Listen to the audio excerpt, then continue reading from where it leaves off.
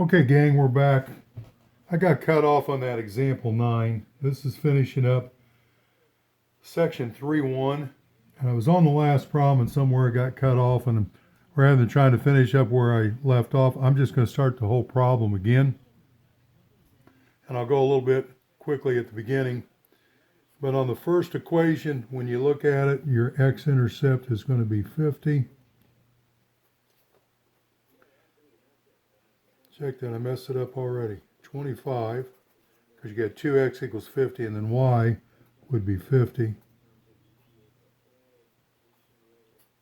And for the second one, your x-intercept is going to be 40, and your y-intercept is going to be 20.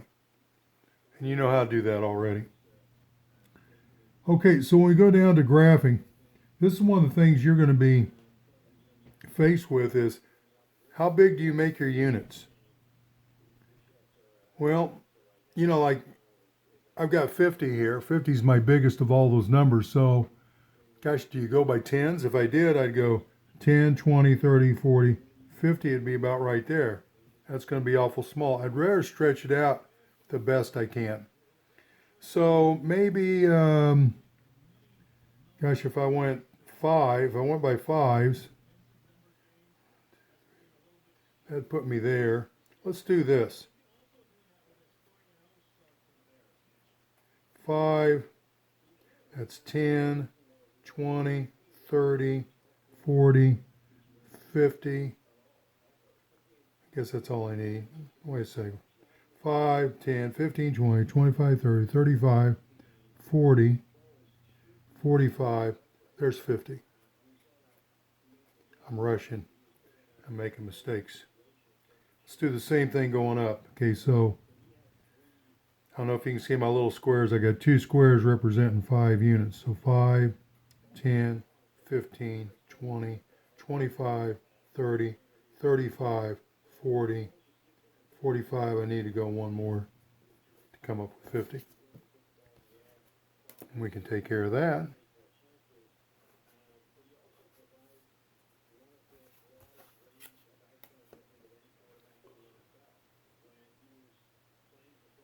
Okay, so on the first line, x is 25, so 5, 10, 15, 20, 25 is right here. And then y is 50, that's up in here. So I need to draw a line.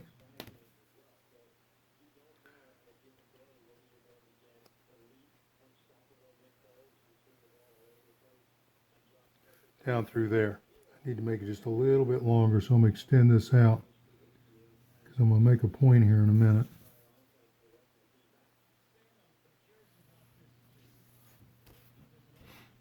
So that's L1. Got that from the first equation. Okay, and then L2, the x value is 40, so 25, 30, 35. 40 is right there. And y is 20, so 5, 10, 15, 20. You'll notice I don't put all the numbers in. I just put enough so I know what's going on.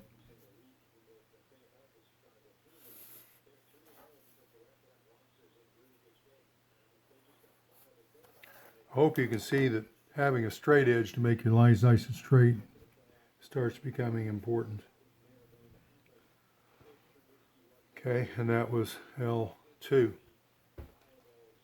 Now, I left out the shading because I want to show it all at one time. I'm going to extend my axis up here. When it says, I didn't write them down, but they give you x is greater than or equal to 0 and y greater than or equal to 0. And that's always going to be the case. So if x is greater than 0, that would be everything going this way. And if you'll notice, I'm not putting the big hash marks in there. I'm just putting what I call tick marks.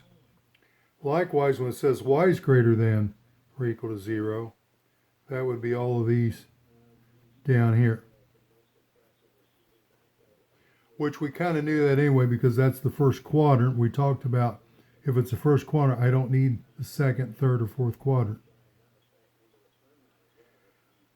when I go to L1 here, if I plugged in the 0, 0 down here, it doesn't work. Therefore, my tick marks go this direction.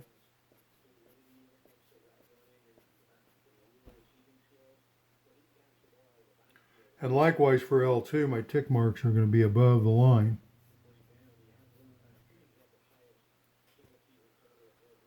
Now, if you put the big hash marks in there, you're going to find it's going to get real confusing. Okay, so now what's the answer? Where is the intersection? Well, they got to be to the right of this line. They got to be above that line. They got to be above that one, and they got to be above this one. Okay, so let's do the obvious first. Hope this shows up.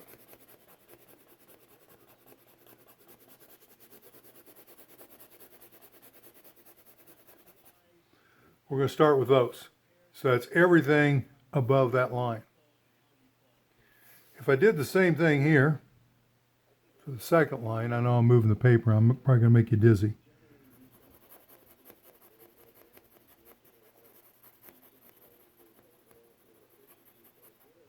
It's all of those. So you can see right here, you got an edge and you got an edge. You got a vertex here. Now here's what a lot of people forget, and I'm trying to make an emphasis on this. But remember the y-axis right here. It has to be to the right of that.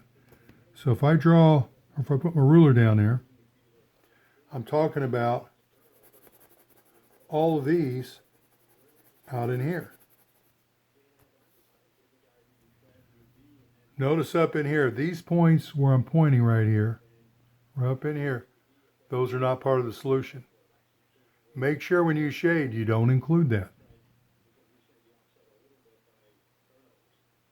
Okay, and then one last thing, if I go down here, I know it has to be above the y-axis.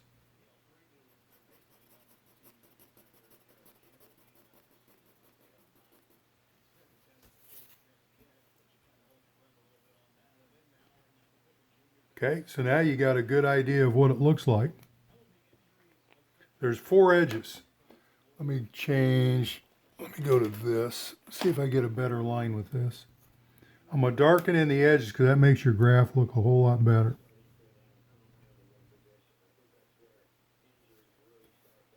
So I darken that one. I'm going to dark this one.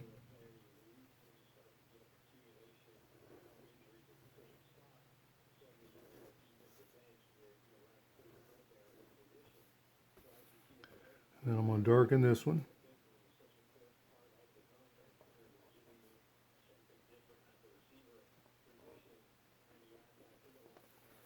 And then I've got one more coming out here.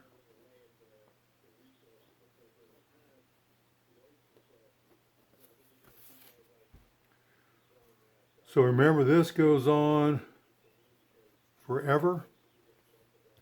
And this goes on forever. My solution is all of this out in here that's shaded in. And you'll notice you have, here's an edge here. So there's 1 edge, 2 edges, 3 edges, 4 edges. There's 4 edges to your figure. Later on, we're going to talk about vertices. You have a vertex right here. You have a vertex right here and a vertex right there. And we're going to do something with that later on. And then one last comment about this graph. This is an unbounded graph because it's going to go on forever that direction. If it was bounded, I'd have some sort of edge out in here, keeping all the points inside. Okay, that takes care of section 3.1. I'm starting to work on 3.2 as soon as I turn this off.